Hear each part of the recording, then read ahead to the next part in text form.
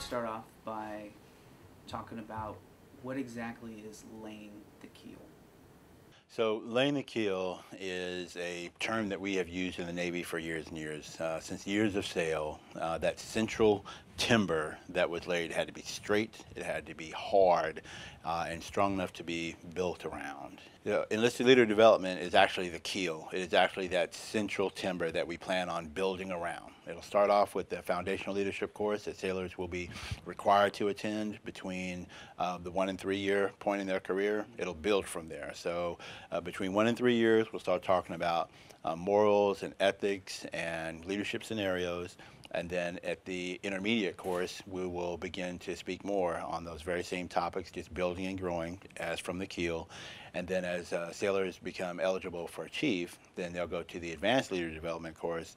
And again, we are building from that central timber, which is a foundational course, into what we expect will result in sharper, stronger leaders than what we have today. Making this change Navy-wide, why now? There's no better time than the present to make a change that is going to increase our momentum and increase our capabilities. Today, in this great power competition, we must be more rating competent, and we must be, as we grow the strength and technical capabilities and mechanical capabilities and administrative capabilities, we have to lead that group of people so much stronger and so much more equipped than before. And so we shall do it right now with specific intention, giving small course corrections through a sailor's career. CPO 365. Phase 1 is evolving to Sailor 360. What does that all entail? The document says that it's all-inclusive to all ranks. Why is that important? We encourage people right now to invite in those second-class petty officers immediately, invite in those first-term division officers immediately into the program that's already set and already in place. And watch how that innovation just begins. You bring in a group of sailors who previously did not get this opportunity to get training on instructions and in training on the culture of the Navy, and they will bring to us ideas on how to make it better. They'll bring to us innovative ideas that will strengthen our Navy. Course curriculum is built and developed by the CO, the XO, the CMC, and the leadership team that they have in place. And so what's super important is that we bring in those other pay grades so that they can have the peer-to-peer training that we've already got and have been doing since 2011. They'll get that peer-to-peer training and then offer the opportunity to present innovative ideas that is going to allow us to attain our mission even better than we are right now. What ways will the new and improved initiation benefit our chief selectees? Well, I'll tell you, MC1, I just want to kind of get something right. We're reverting the name back to initiation.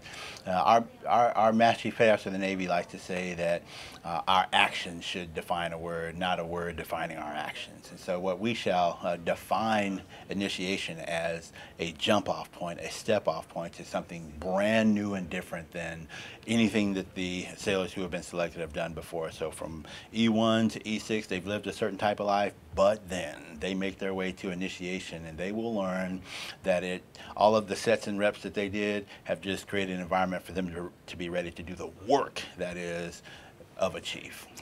Fleet, what excites you most about implementing laying the keel?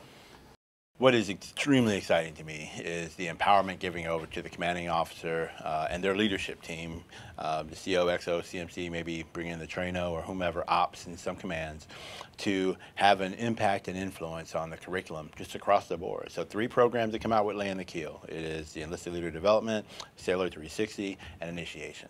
Take those 3 programs, and it's just a continued conversation. We continue that conversation on board the ship as we talk about preparation for deployment, perhaps preparation for in-serve. If you're at a shore facility like Naval Forces Europe, Naval Forces Africa, perhaps you're preparing for an exercise that's coming up, and we have the conversation within there that allows us to understand how to more efficiently and effectively execute our mission. To every E6 and junior, I challenge you right now. Look at what it is that you do for the world's finest Navy. Look at your rating competency and ask yourself, are you doing enough? Are your shipmates doing enough? And when you get to a point where you are offered the opportunity to add innovative ideas to the command, an idea that will allow the command to execute its mission even better than they are right now, make sure you're prepared with a solid response. That's what Sailor 360 is all about. And so I challenge you now, get to the part where you're critically thinking about those things. To the Chief's Mess, I charge you, just the same as if I was writing in your book, I charge you with understanding the CPO creed, understanding the expectations that are laid out very clearly to us, and then step out on that. Make relevant once again the phrase, ask the chief.